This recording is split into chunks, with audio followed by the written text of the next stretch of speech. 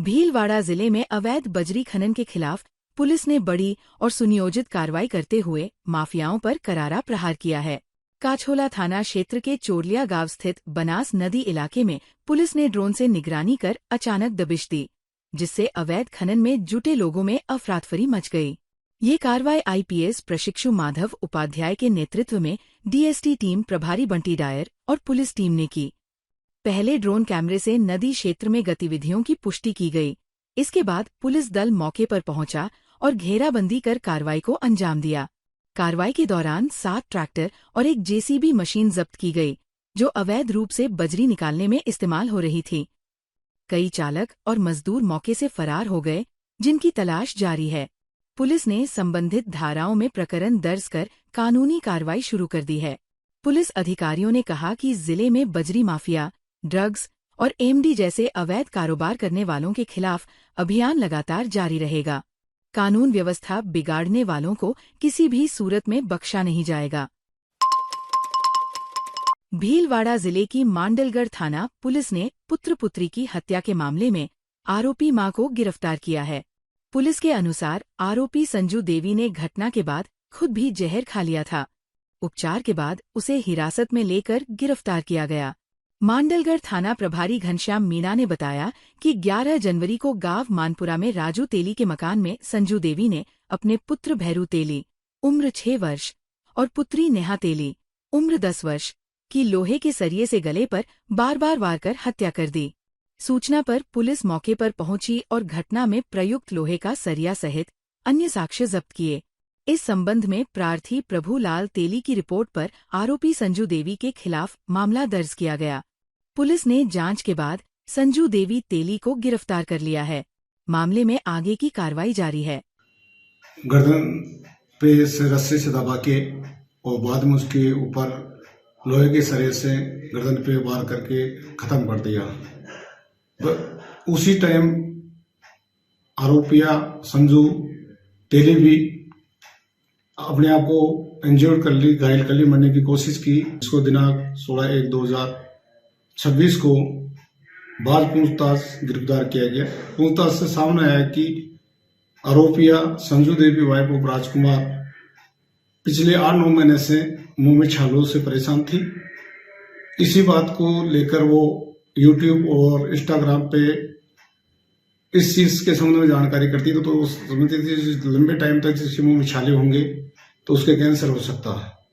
इस बात को लेकर उसने सोचा मेरे कैंसर है, और इस बात को डिप्रेशन में आके उसने भाई मैं मर जाऊंगी, मेरे बच्चों को क्या होगा, इस बात को लेकर उसने अपने बच्चों की निर्मम हत्या कर दी।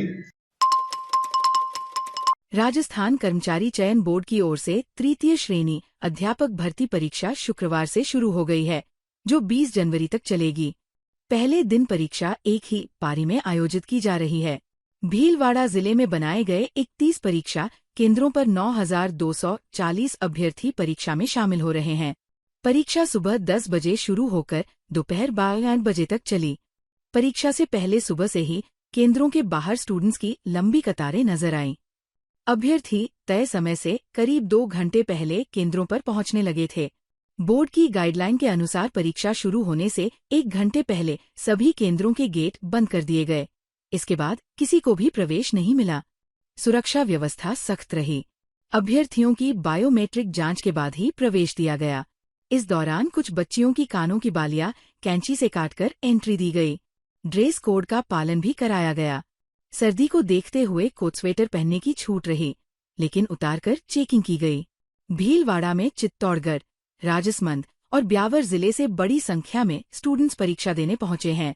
परीक्षा के बाद अभ्यर्थियों ने बताया कि पेपर थोड़ा लंबा था और डिटेलिंग वाले प्रश्न ज्यादा थे, जिससे समय कम पड़ा। हालांकि तैयारी करके आए स्टूडेंट्स को पेपर आसान लगा। भीलवाड़ा जिले की कारोई थाना पुलिस ने कुओं से मोटर चोरी करने वाले गिरोह का खुलासा करते हुए आधा दर्जन आरोपियों को गिरफ्तार किया है। पुलिस आरोपियों से गहन पूछताछ कर रही है। थाना प्रभारी महावीर प्रसाद ने बताया कि 11 जनवरी 2026 को दौलपुरा निवासी बबलू गुर्जर ने रिपोर्ट दर्ज कराई थी। शिकायत में बताया गया कि 4 जनवरी 2026 की रात खेत पर कुएं में लगी उन्नति कंपनी की मोटर चोरी हो गई। साथ ही पड़ोसी भंवर लाल गुर्जर और कैलाश चंद्र गुर्जर की मोटर भी चोरी हुई थी। कई लोगों के कुओं से केबल चोरी की घटनाएं भी सामने आई थी। पुलिस टीम ने तकनीकी सहायता से 100 से 150 सीसीटीवी फुटेज खंगाले, रूट चार्ट तैयार किया और सूचना संकलन कर 6 आरोपियों कैलाश चंद्र भील, सुरेश भील, पप्पू भील, राकेश उर्फ अंबालाल भील, रतन लाल भील और उद्यलाल भील को गिरफ्तार किया। पुलिस ने 6 मोटर केबल सहित और वारदात में प्रयुक्त टेम्पो वाहन जब्त किया है। भीलवाड़ा जिले की शंभूगढ़ थाना पुलिस ने सूने मकानों में चोरी करने वाले गिरोह का खुलासा करते हुए 2 आरोपियों को गिरफ्तार किया है।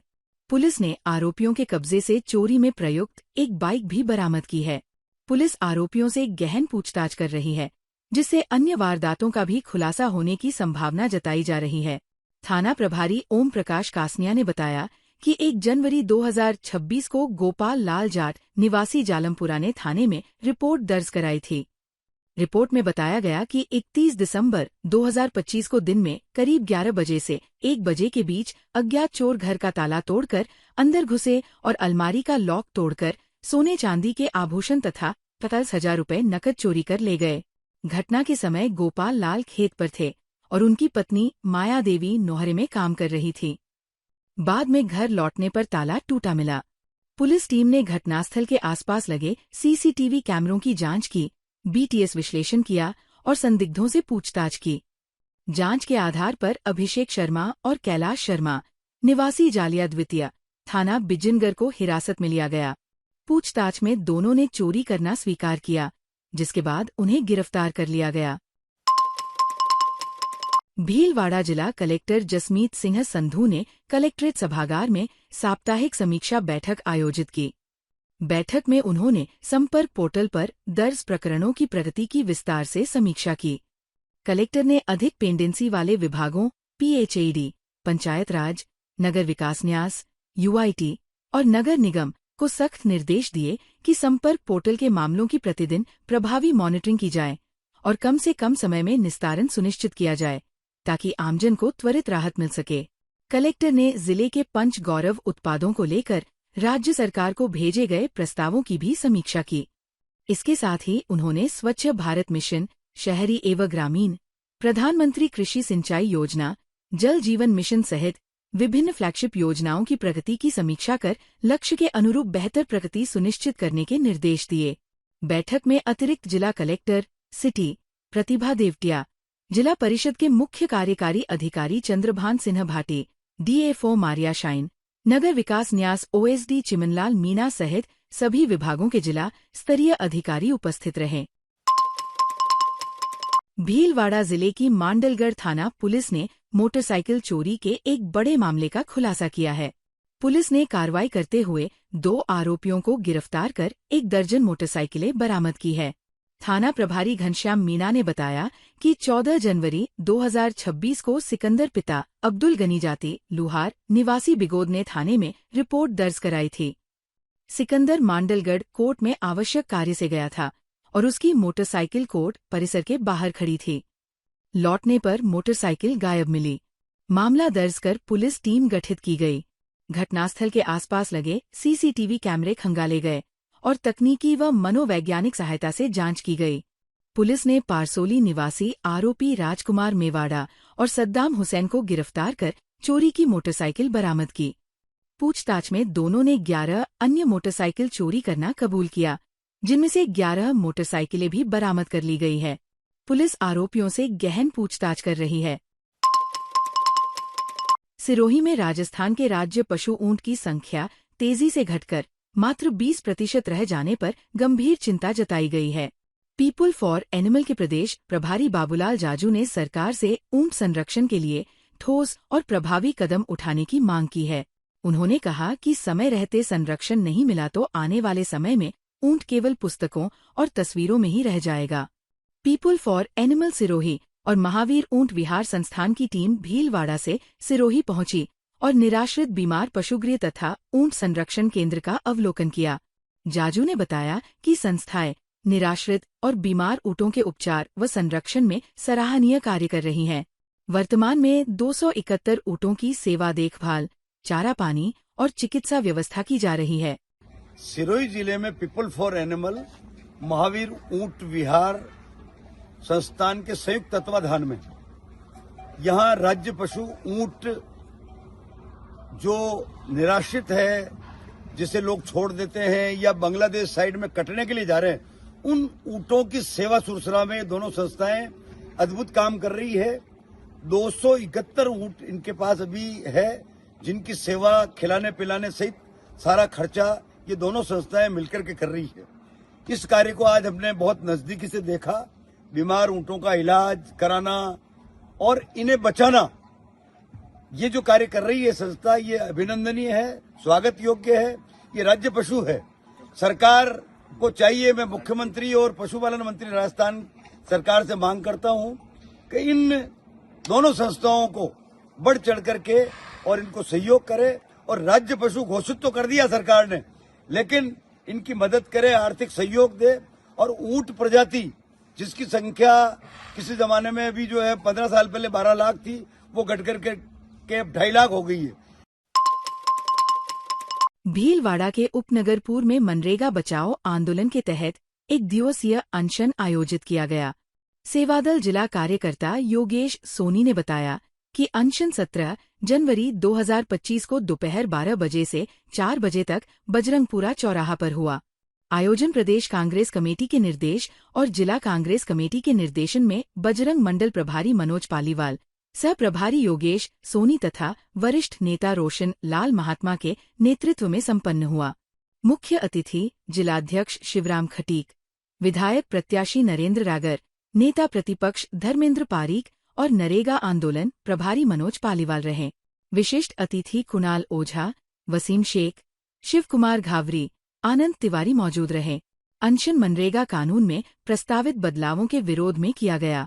खटीक ने कहा, कांग्रेस मनरेगा को कमजोर नहीं होने देगी। भीलवाड़ा में जनचेतना मंच राजस्थान की भीलवाड़ा शाखा ने रामराज्य विषय पर संगोष्ठी आयोजित की।